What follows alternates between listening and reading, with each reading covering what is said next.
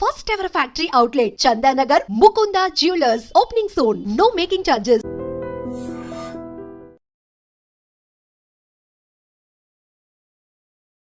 ఇది కేసీఆర్ యొక్క ఆలోచన తీరు. అమ్మ ఆయన నేను ఎప్పుడు చెప్తుంటాను, ఒక స్పిరిచువల్ లీడర్ అని చెప్తుంటాను. అంటే ఆయన ఏం చేస్తాడంటే ఆయన పరాకాయ ప్రవేశం చేస్తాడు ఎవరి లోపలికైనా. ఆయన ఒక డిసిషన్ తీసుకునే ముందు కూడా నేను ఈ నిర్ణయం తీసుకుంటే ఎవ్వరు ఎట్లా ఆలోచిస్తారు, సిపిఐ నారాయణ కామెంట్స్ ఎట్లుంటాయి, లోక్సత్తా జయప్రకాష్ నారాయణ ఎట్లా ఆలోచిస్తాడు, ప్రకాష్ ఏం ఆలోచిస్తాడు, చక్రపాణి ఏం ఆలోచిస్తాడు, TV9 రవిప్రకాష్ రజనీకాంత్ ఏం ఆలోచిస్తారు, ఇట్లా ఆలోచించి తనకు తనే కౌంటర్ చేసుకొని అప్పుడు బయటకు వస్తాడు ఆయన. అందుకే ఎవరమైనా రోజుకు 60,000 ఆలోచనలు వస్తాయి మనుషులకి, ఎవరికైనా 60,000 ఆలోచనలల్లో 48,000 క్వాలిటీ ఆలోచనలు కాదు, మనకు అవసరం లేని అనవసరమైనవి ఎక్కడెక్కడనో మన మెదడు ప్రయాణించి అవన్నీ చేస్తాయి, టైం వేస్ట్ అండ్ శరీరాన్ని పాడు చేసేటివి కూడా. మనకు అవసరం లేని ప్రొడక్టివ్ ఆలోచనలు మాత్రం ఓన్లీ 12,000. అయితే ఆ 12,000 ఆలోచనలు మనల్ని ఏకాగ్రత లేకుండా చేస్తాయి. ఒక 1 మినిట్ 2 మినిట్స్ కంటే ఎక్కువగా మీరు నా దిక్కే చూస్తుంటారు, మీ కళ్ళు చెవులు ముక్కు ముఖం అంతా నా దిక్కే ఉంటుంది, కానీ నేను మెదడు మాత్రం ఎక్కడో ఉంటుంది. ఇంకా నేను మాట్లాడే మాటలకు రిలేటెడ్ అంశాల మీద తిరుగుతూ ఉంటుంది, నెక్స్ట్ అడిగే ప్రశ్న మీద తిరుగుతూ ఉంటుంది. కానీ కేసీఆర్ అట్లా కాదు. కేసీఆర్ ఏకదీక్షతో నిమగ్నమై నిమిషాలు, సెకండ్లు, నిమిషాలు, గంటలు ఒకే దాని మీద ఏకాగ్రతతో ఆలోచిస్తాడు. దాన్నే మెడిటేటివ్ పవర్ అంటారు. ఆయన ఆశ్రమాలకు పోయి మెడిటేషన్ చేయడు, కానీ ఆ ఏకదీక్షతో ఆలోచించడం, ఒకే దాని మీద ఫోకస్ చేయడం అనేది ఒక అద్భుతమైన ఆధ్యాత్మిక ఏమంటారు దాని ప్రాసెస్.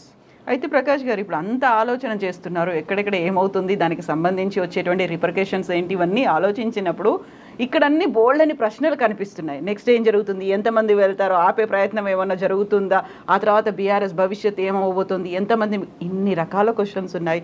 అన్నీ ఆలోచన చేసుకుని అక్కడే ఉంచుకుంటే మనకి ఎలా తెలుస్తుంది అసలు ఏం జరుగుతుంది అనేది, ఎవరికైనా ఏం అర్థమవుతుంది? ఆయన మెంటల్గా ప్రిపేర్ అయ్యాడు. ఎవరు మిగిలరు, ఉద్యమ కాలంలో తనతో ఉన్న వాళ్ళే మిగులుతారు. ఇప్పుడు ఎవరైతే ఊగిసలాడుతున్నారో వాళ్ళు అటే మొగ్గు చూపుతారు. ఎందుకంటే గెలిచిన వాళ్ళకు కొన్ని రెస్పాన్సిబిలిటీస్ ఉంటాయి. ఫస్ట్ రెస్పాన్సిబిలిటీ ఏంటంటే కేసీఆర్ గవర్నమెంట్లో విపరీతంగా పనులు చేయించారు, బిల్లులు పెండింగ్ ఉన్నాయి. పోచారం పోవడానికి ప్రధాన కారణం అది. కొన్ని కోట్ల రూపాయల డబ్బులు ప్రతి గ్రామంలో సర్పంచులకు, పార్టీ నాయకులకు రకరకాల పనులు ఇచ్చారు, బిల్లులు ఇవ్వలేదు. కేసీఆర్ కనుక ఎలక్షన్ల ముందే వీళ్ళందరి బిల్స్ సెటిల్ చేసి ఉంటే పోచారం పోయేవాడే కాదు. ఇట్లాంటి ప్రధాన సమస్యలు సంజయ్ కూడా బిల్లుల కోసం పోయాడు. ఆయన డాక్టరు, ఆయన సేమ్ సామాజిక వర్గం, ఆయన పోవడానికి ఇంకో కారణమే లేదు, కేవలం బిల్లులు. అయితే ఇవన్నీ అందరికీ పెండింగ్ ఉన్నాయి. రేవంత్ రెడ్డి చాలా క్లెవర్గా వీళ్ళ బిల్లులు మాత్రం పే చేస్తలేడు. ఆయన దగ్గర ఉన్న పరిమితమైన అమౌంట్ను కాంగ్రెస్లో కొత్త గెలిచిన వాళ్ళే బిల్స్ సెటిల్ చేస్తున్నాడు. వచ్చి రాగానే రైతు బంధు కోసం పెట్టిన డబ్బులని పొంగులేటి శ్రీనివాసరెడ్డికి, ఆ వనపర్తిలో గెలిచిన ఎమ్మెల్యేకి, ఇట్లాంటి వాళ్ళకి అందరికీ ఇచ్చేసాడు. అవి రైతు బంధు డబ్బులు, అవి అందుకే లేట్ అయింది రైతు బంధు. సో అట్లా చేయడం వల్ల ఏమవుతుందంటే ప్రజలు ఒత్తిడి ఉంది వాళ్ళ మీద, మా బిల్లులు లేవమ్మా, మాకు సూసైడల్ టెండెన్సీస్ వస్తున్నాయి, మాకు ఆత్మహత్య తప్ప వేరే మార్గం లేదు. లిటరరీ పోచారం శ్రీనివాసరెడ్డి ఒక స్టేట్మెంటు, ఆయన గవర్నర్ ముఖ్యమంత్రి ఎవరికో ఒక అల్టిమేటం ఇచ్చాడు, నేను నా పిల్లలందరం వచ్చి ధర్నా చేస్తాము మా బిల్లులు ఇవ్వకపోతే అనే స్టేట్మెంట్ వచ్చింది పోచారం అంతకుముందు, జాయిన్ కావడానికంటే ముందు. అంటే ఈ స్థాయిలో హరాస్మెంట్ ఉన్నప్పుడు తప్పకుండా వెళ్తారు కదా, ఎవరు అవుతారు? నేను మళ్ళీ చెప్తున్నాను, ఉద్యమ కాలంలో కేసీఆర్తో ఉన్న వాళ్ళు గెలిచిన ఎమ్మెల్యేలు తప్ప ఎవ్వరూ ఉండరన్న సంగతి అందరికంటే ఎక్కువగా కేసీఆర్కు తెలుసు. కాబట్టి ఇవాళ 6 పోవచ్చు, రేపు 10 మంది పోవచ్చు, లాస్ట్కు టీఆర్ఎస్ ఎల్పీ విలీనం చేయడం అనేది రేవంత్ రెడ్డి లక్ష్యం. ఆ లక్ష్యాన్ని చేరుకునేదాకా ఆయన ఆరాధన చేస్తూనే ఉంటాడు ఈ ఎమ్మెల్యేలను. మీ ఊరికి మా ఊరు ఎంత దూరం, మా ఊరికి మీ ఊరు అంతే దూరం. కేసీఆర్ ఏం చేసిండో అదే రిపీటెడ్ యాక్షన్ ఇప్పుడు రేవంత్ రెడ్డి చేస్తున్నాడు. దీనివల్ల కేసీఆర్కి ఏం ఫలితం దక్కిందో రేపు రేవంత్ రెడ్డి కూడా అదే ఫలితం దక్కుతుంది. ఆయన కూడా తట్టబుట్ట సర్దుకొని ఫామ్ హౌస్కి వెళ్ళిపోవాల్సిందే.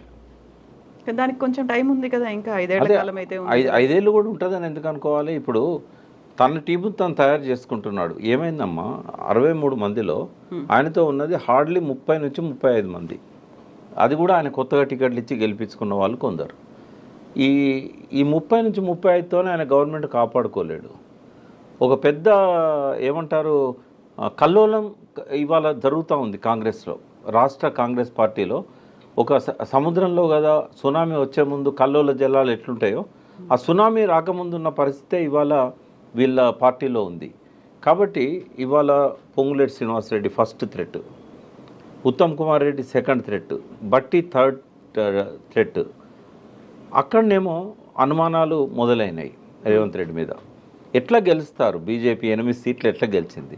అందులో 4 సీట్ల మీద వాళ్ళు ఎంక్వైరీ చేసినట్టయితే ఖచ్చితంగా రేవంత్ రెడ్డి బీజేపీలో 4 సీట్లను గెలిపించాడనేది రుజువులు దొరుకుతాయి. ఈ పరిస్థితుల్లో ఒక ట్రస్ట్ అనేది ఉండదు రేవంత్ రెడ్డి మీద. అవసరానికి వాడుకుంటారు రేవంత్ రెడ్డిని. ఏదో ఒక రోజు రేవంత్ రెడ్డి ప్లేస్లో ఇంకొక చీఫ్ మినిస్టర్ వస్తాడు. ఆ పరిస్థితి వస్తుందని రేవంత్ రెడ్డి తెలుసు, ఆ పరిస్థితి వస్తుందని రాహుల్ గాంధీకి తెలుసు, ఆ పరిస్థితి తీసుకొచ్చే వాళ్ళకు కూడా తెలుసు. ఆ పరిస్థితి వచ్చినాడు ధిక్కరించి కాంగ్రెస్ను, తనతో వచ్చిన టీఆర్ఎస్ ఎమ్మెల్యేలని, బీఆర్ఎస్ ఎమ్మెల్యేలని, తను టికెట్లు ఇచ్చిన ఎమ్మెల్యేలను తను 65, 62, 63 దాకా కాపాడుకోవాలి. కానీ బిగ్ డ్రీమర్ రేవంత్ రెడ్డి.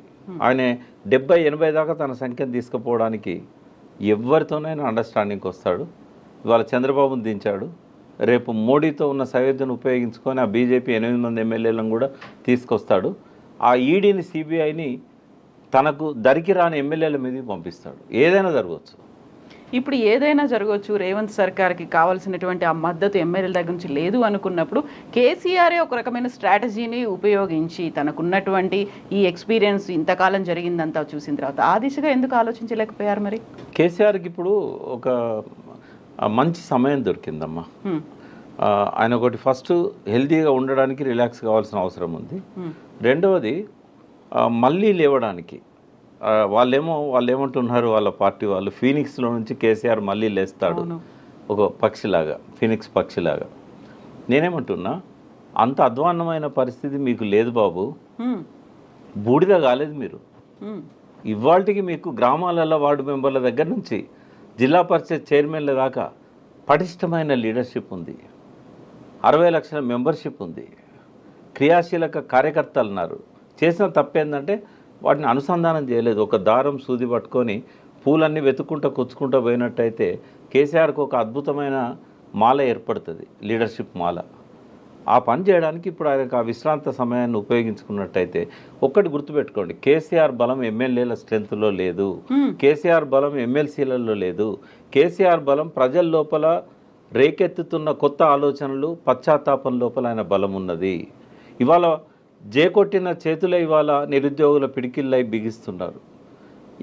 ఏ బొగ్గు గనులలోనైతే 100% ఓట్లు కాంగ్రెస్కి వచ్చినాయో ఒక్క సీటు కూడా రాలేదు బొగ్గు గనుల ప్రాంతంలో.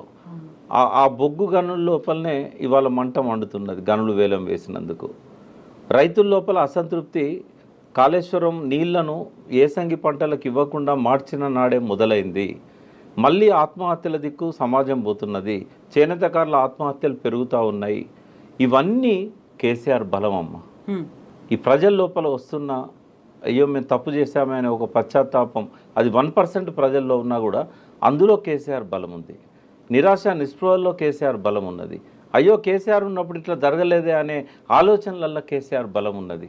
ఆ ఆలోచనలే పెట్టని కోట. నేను ఇంకా కొంచెం పోయిటిక్గా చెప్తాను. తొలి సంధ్య వేళలో తన కిరణాలతోని వెలుగులు పంచి మండు టెండల్లా కొలిమిలాగా మారి అస్తమిస్తున్న సూర్యుడు రేవంత్ రెడ్డి. మసక చీకట్లు తొలగిపోతుంటే సూర్యోదయం అడుగులేస్తున్నవాడు కేసీఆర్. కాబట్టి భవిష్యత్తు కేసీఆర్ తప్ప భవిష్యత్తు రేవంత్ రెడ్డి కాదు. అయితే ఇప్పటికి ఉన్న వాళ్ళందరూ వెళ్ళిపోయిన తర్వాత, ఎమ్మెల్యేలందరూ వెళ్ళిపోయిన తర్వాత, గతంలోనే ముందు నుంచి టీఆర్ఎస్ పార్టీ కోసం పనిచేసినటువంటి కార్యకర్తల్ని నాయకులుగా ఎదగనివ్వలేదు, లేకుంటే వాళ్ళకి సరైన అవకాశాలు ఇవ్వకుండా పక్క పార్టీల నుంచి తెచ్చుకున్నారు అనుకున్నప్పుడు అక్కడ ఒక అసంతృప్తి ఉంది. ఇక్కడ నుంచి వెళ్ళిపోతున్న వాళ్ళలో ఇక్కడ ఒక గ్యాప్ అనేది కూడా ఏర్పడుతుంది. దీన్ని ఎలా ఫీల్ చేసుకుంటారు? మీరు అన్నట్టుగా ఇప్పటికే అయితే ఫామ్ హౌస్కి వచ్చిన వాళ్ళని కలుస్తున్నారు, అంతకు మించి పెద్ద కార్యాచరణ ఏమీ కనిపించట్లేదు. ఇవన్నీ అన్నప్పుడు మళ్ళీ తిరిగి ఆ బలాన్ని ఎలా పునరుద్ధరించుకుంటారు? ఒకటి, తను చేసిన తప్పులను సమీక్షించుకోవడానికి ఇది ఒక మంచి సమయం. ఆ తప్పులను ఎవరైతే బాధితులు ఉన్నారో వాళ్ళతో పంచుకోవడానికి పొరపాటు జరిగింది, ఇప్పటి నుంచి మనం మంచిగా పోదాం, నేను మళ్ళీ అటువంటి రిపీట్ చేయను అనే ఒక విశ్వాసాన్ని, నమ్మకాన్ని ఆ క్యాడర్లో కలిగించాల్సిన అవసరం ఉంది. రాజకీయాల్లో ఎవరు పనికిరాని వాళ్ళు కాదు, క్రికెట్లో ఏ బాల్ కూడా పనికిరానిది కాదు. ప్రతి బాల్ను అవసరమైతే ఉపయోగించుకునే విధంగా బ్యాట్స్మెన్ సిద్ధంగా ఉండాలి. ఇక్కడ కూడా ఒక లీడర్ అనేవాడు చిన్న గడ్డి పరక లాంటి ఒక చిన్న గ్రామీణ స్థాయి వ్యక్తిని కూడా దూరం పెట్టకూడదు. ఆయన చేసిన తప్పది. మానవ సంబంధాలు దానికి సంబంధించిన అంశాలలో ఆయన చాలా తప్పులు చేశాడు. అంటే relationship is key to the success అంటారు. ఎగ్జాక్ట్లీ రిలేషన్షిప్ అనేది ఆయన మెయింటైన్ చేయలేదు ఎవరితో. Not even ministers, not even MLAs, not even ఆయన ఎమ్మెల్సీలు, ఆయన కుటుంబ సభ్యులు ఎవరితో కూడా రిలేషన్షిప్ అనేది ఆయన మెయింటైన్ చేయలేదు. తాను ఒక్కడే అయిపోయాడు. ఆయన ఏకాంత జీవితం గడిపాడు. మానసికంగా కూడా ఏకాకి అయిపోయాడు. థింక్ ట్యాంక్ లేదు, ఆయన చుట్టూ ఎవరు లేరు. ఇవాళ దాన్ని ఓవర్కమ్ కావాల్సిన అవసరం ఆయనకు ఉంది. రియలైజ్ అయ్యారా? ఆయన రియలైజ్ అయితేనే ఆయనకు భవిష్యత్తు ఉంటుంది.